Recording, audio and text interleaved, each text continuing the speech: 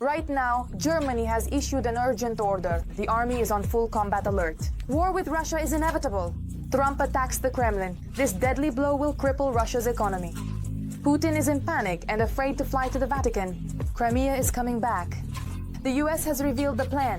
Russia is on fire. Hundreds of drones are striking high-value targets. The skies are closed and panic is growing. The Russian fleet and railways are on the verge of collapse. Billions in losses and thousands of Russians out of work. All this and more in our program Hotspot. Germany has rushed into the fight. The German military leadership has raised the alarm. The country is urgently ramping up its armaments and preparing for war with Russia. In Berlin, they do not hide it. The threat of an attack on NATO is more real than ever.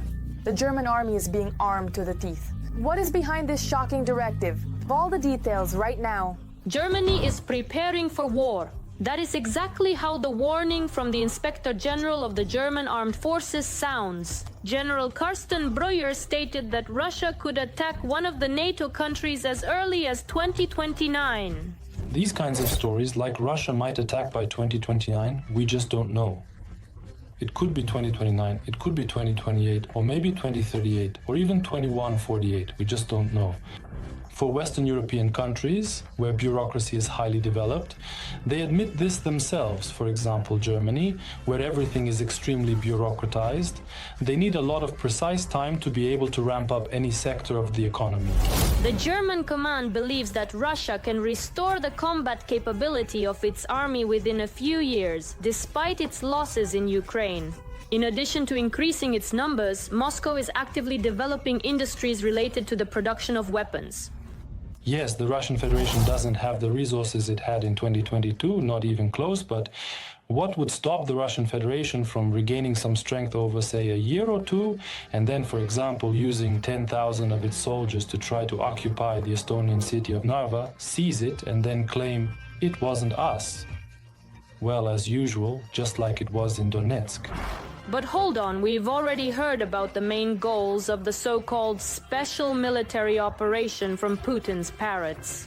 The complete fulfillment of these goals of the special military operation is, in other words, the establishment and creation of a single union state of Russia, Ukraine, and Belarus. The restoration of the Russian world within its natural borders. Resources aside, does the Kremlin actually have the desire to attack NATO countries? Look, they need a war. It doesn't matter where, it doesn't matter what kind. Preferably a small, victorious, swift, and very grandiose one. Because the war in Ukraine has dragged on. No matter how you spin it, even Russian propaganda can't present the capture of, say, the village of Bogatyr as something extraordinary. Yes, they brag about it, but it doesn't work. They need something small and quick. It could be anywhere. It could be a NATO country. It could be, I don't know, the annexation of Belarus. It could be the Suwalki corridor. It could be northern Kazakhstan, anything at all.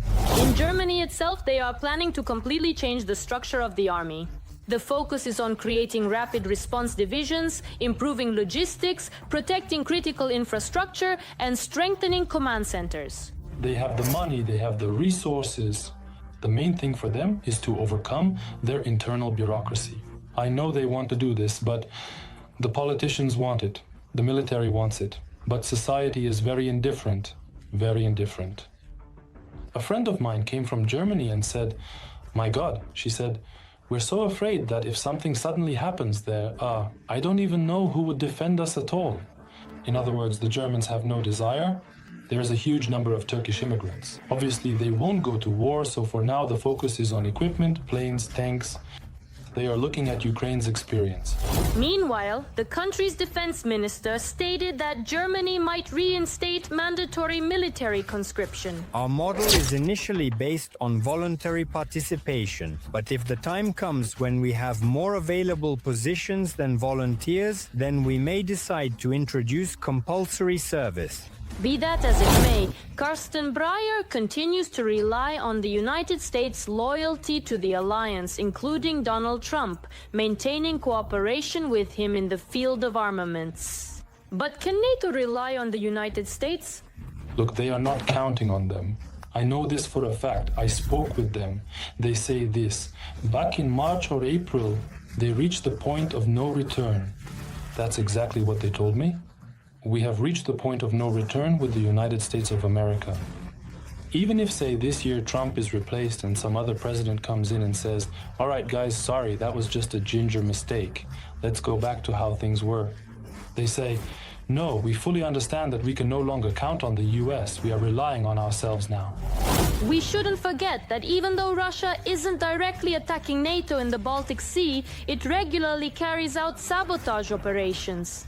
Don't forget that it's possible to do all sorts of nasty things at sea. For example, blocking ships that are coming from ports in Estonia or, say, the Baltic countries in Scandinavia. Block them, don't let them through, just interfere, simply get in the way, like hooligans. And how will NATO countries react? No one knows. Most likely they won't react at all. But it's hard to say whether we can really rely on the US. But NATO Secretary General Mark Rutte, commenting on the information from the main intelligence directorate, stated that NATO would respond with full force in the event of a Russian attack on one of the alliance's countries. Urgent! Trump has struck Russia. Already this week, a sanctions hurricane could hit that might flatten the Russian economy. The US is preparing a fatal blow, and the Western press is already writing, this won't just be painful, it will be deadly. Meanwhile, Putin himself is in a panic. He's afraid to fly to the Vatican for possible talks with Zelensky. The Kremlin has urgently come up with an excuse. You will be shocked when you hear it. All the details coming up next. Sanctions for Russia are coming as soon as this week. After Russia launched a massive attack on Ukraine with drones and missiles, Donald Trump wrote that Putin has gone insane. I'm not happy about what Putin is doing. He's killing a lot of people. I don't know what the hell is going on with Putin. I've known him for a long time. I always got along with him, but now he's launching missiles at cities and killing people. And I absolutely do not like it. As a result, according to the Wall Street Journal, Trump is considering imposing sanctions against Russia as early as this week. But is that really the case? Should we expect any serious sanctions package from Trump in this situation? I don't think it's worth expecting that yet. That's it. But at the same time, has Trump come closer to the point where he will have to implement some sanctions against the Russian Federation? Yes, he has come closer to that decision, and not even to punish the Russian Federation. No. But because such actions by Putin have most likely started to affect Trump's own approval ratings again. At the same time, the publication also writes that Trump may not impose new sanctions, but the fact remains that the US president is tired of these negotiations. Well, definitely Trump will not completely withdraw from the negotiation process, despite everything that the media writes about this and what, let's say, a number of experts are saying. It's not advantageous. Such a withdrawal is not beneficial for Trump, but the fact that the level of distancing will most likely increase, yes, that's real. The president of France also believes that Trump realizes that Putin lied to him about being ready for peace. And of course, after all the above statements, Putin made his own. They simply forced us to do what we're doing now, and they're trying to make us look guilty for it. Is there any progress in the negotiations? Well, not yet. Because right now, all Russia is doing is coming up with reasons why the Vatican is an unsuitable place for dialogue, or rather, a bit inelegant. The Vatican as a location and setting for these kinds of negotiations, well, it's a bit inelegant, I would say, to be honest. When Orthodox countries will be thoroughly discussing a variety of important issues related to, well, carefully addressing the underlying root causes on a Catholic platform, taking time to consider each aspect, one of the root causes. It's interesting, since when has Russia cared about religious sensitivity, humanity, or any kind of ethics at all? Maybe the real problem is that most Russian officials physically can't get to the Vatican because of European sanctions and the lack of direct flights? That's not the problem. Russia is trying to come up with excuses not to start a negotiation track in the Vatican. For the Pope, the central goal he will pursue is peace, achieving peace. Not a political result, like it was for Trump, something he could present as his global victory and use to claim the Nobel Peace Prize. No, for the Pope, what really matters is achieving a just peace. Meanwhile, Trump is demanding that NATO countries raise their defense spending to 5% of GDP, threatening that otherwise they will lose US protection. The president needs a clear plan from the alliance. Trump is a businessman. Notably, Trump especially wants the United States of America to spend as little money as possible within the framework of its own commitments. If Europe doesn't start paying more and the United States also stops contributing at previous levels, then the question of the relevance of a security institution like NATO may, let's say, become completely moot. And what a twist! Merz announced that Germany, together with the US, the UK and France, is lifting restrictions on the range of weapons they supply to Ukraine. Everything is on the verge of exploding. Ukraine is preparing strikes that Russia won't be able to fend off. If these missiles end up in the hands of the Ukrainian armed forces, it will be real hell behind enemy lines. And while Moscow is gripped by panic, Ukrainian drones are striking right at the heart of the occupiers. And there's another sensation. A Ukrainian UAV broke deep into enemy territory and discovered a secret armored vehicle depot. We will show the truth about what is happening on the front line. Details, figures, and footage right now. Against the backdrop of recent news about the lifting of restrictions on strikes deep inside Russia and the possible transfer of Taurus missiles to Ukraine, it's worth understanding what all the excitement is about. The Taurus missile is a German cruise missile that Ukraine has long been requesting from Berlin. And not without reason. It could become a real nightmare for the Russian army. Its main advantage is a range of up to 500 kilometers. This means that a Ukrainian aircraft can launch it without entering the air defense zone, and the missile itself will fly at low altitude, evading radars, and strike its target precisely, whether it's a headquarters, warehouse, bridge, or hangar. And not only will it strike, but it will penetrate concrete, enter inside, and detonate there. This makes it especially dangerous for fortified targets, including, for example, the Crimean bridge. For comparison, the old Soviet Kh-22 missile, which Russia uses, flies far and fast. But its accuracy is poor, it can miss by hundreds of meters. And the newer modification, the Kh-101 missile, is actively used by Russia, but it is large, expensive, and vulnerable to air defenses. And even its accuracy is still worse than that of the Taurus. In addition, the Taurus is smart. It compares the terrain using images and knows where to fly, even if GPS is jammed. The only drawback is this: it requires compatibility with Western aircraft like the F-16. You can't launch it from Soviet planes. And of course, everything ultimately comes down to politics. Germany is still delaying the transfer of the missiles, fearing escalation. But if the Taurus ends up in the hands of the Ukrainian armed forces, it will make it possible to strike targets far behind the front lines, destroying enemy headquarters, depots, and logistics quickly, accurately, and with no chance of interception. This is exactly what Ukraine currently lacks for striking deep into occupied territory. Meanwhile, drones are guiding and cluster munitions are finishing the job. A GMLRS strike on enemy drone operators deep behind the lines.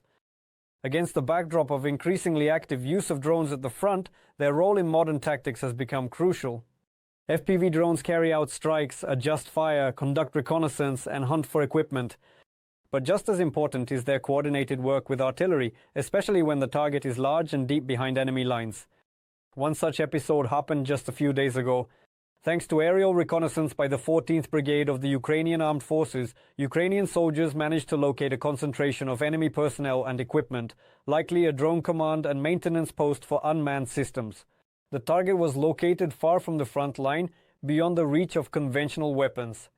The targeting was instantaneous. Using coordinates relayed from the air, Ukrainian artillerymen struck with a high-precision M30 cluster munition. The result was a series of dense detonations and enemy positions engulfed in flames. Judging by the nature of the target, at least several pieces of equipment and a group of enemy UAV operators were destroyed.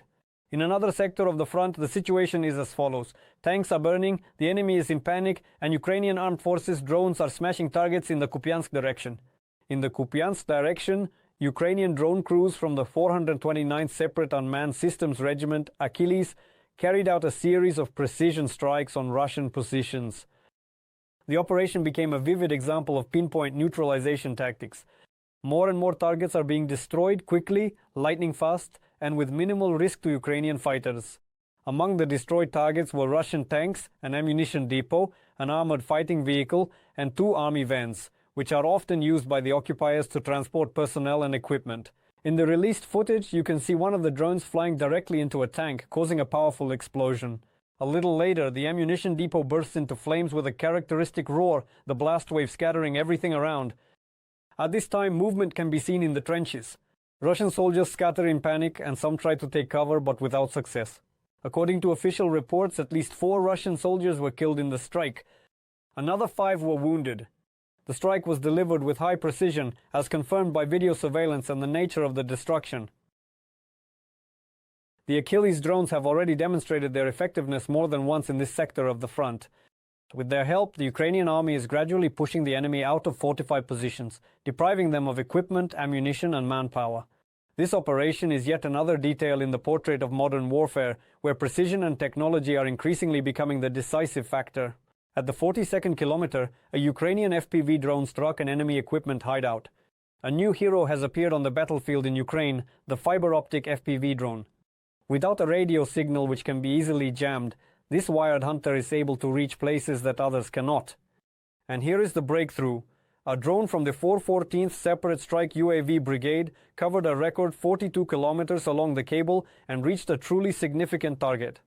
In one of the buildings captured by the Russians, the drone discovered a real warehouse of armored vehicles.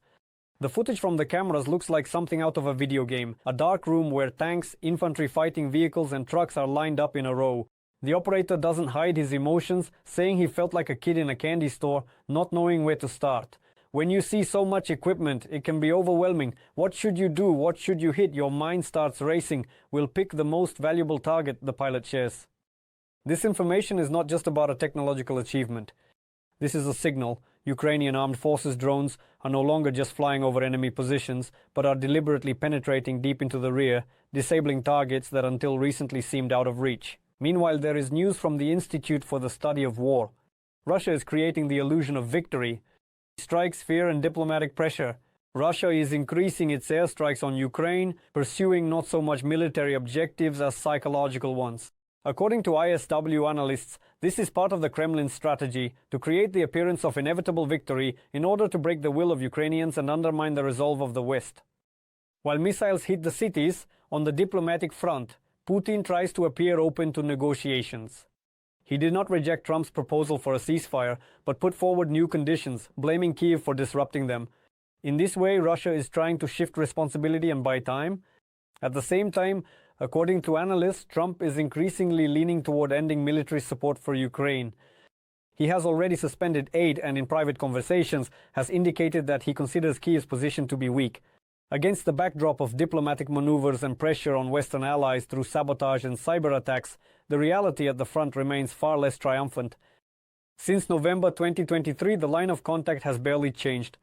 Despite some localized successes, Russia has not managed to capture a single major city. However, strikes on civilian infrastructure continue. May has become one of the bloodiest months. According to UN data, at least 209 civilians have been killed, including 19 children. The strike on the village of Martinivka was especially devastating, where 3 school children lost their lives.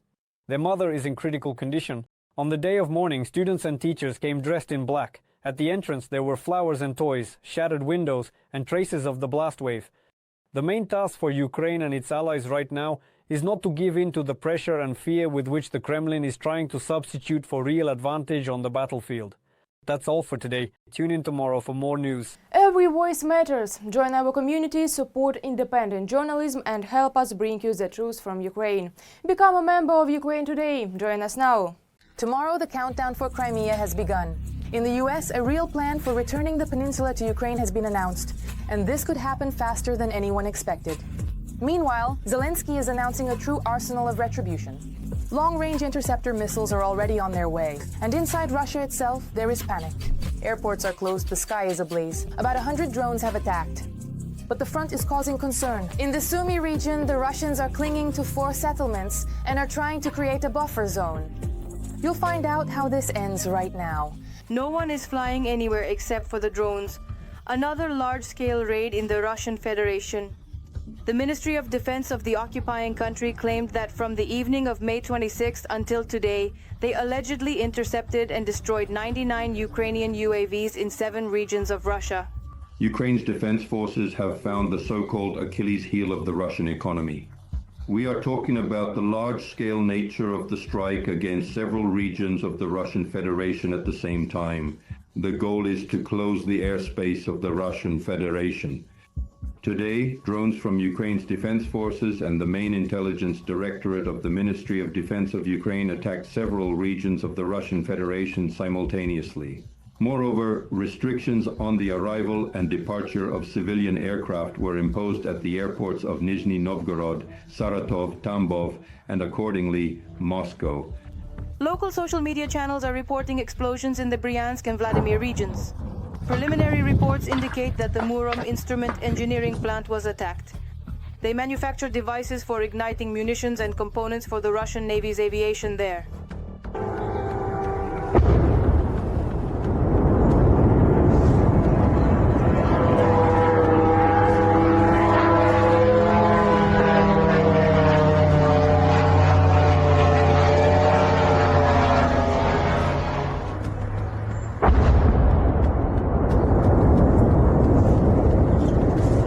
This is about the systematic destruction of Russian defense industry enterprises and reducing the capabilities of the occupying army to use both the latest strike weapons and accordingly to produce artillery shells, UAVs, and other military equipment. Geodesy, oh I swear, damn it. Right now. Ukrainians are doing everything they can to stop the occupier, and not without reason. According to Ukrainian intelligence, the aggressor country is preparing new offensive operations. Russia is counting on a prolonged war, a blatant disregard for everyone who seeks peace. According to a report by analysts from the Institute for the Study of War, the inability of Russian troops to break through Ukrainian defenses to the west and southwest of Chasiv Yar limits their ability to launch a full-scale offensive on Kostiantynivka and other sections of the Ukrainian armed forces' defensive line in this area. Therefore, without much hesitation, the Russians decided to stretch the line of combat and attempt a breakthrough in the Sumy region. From a military perspective, this is an attempt to take direct control of locations held by the Ukrainian defense forces. From a political perspective, it is about creating a so-called buffer zone, that is a security zone, which primarily has not even military but political significance. At the moment, Russia temporarily controls 4 settlements in the Sumy region and continues to advance with the aim of creating this so-called buffer zone.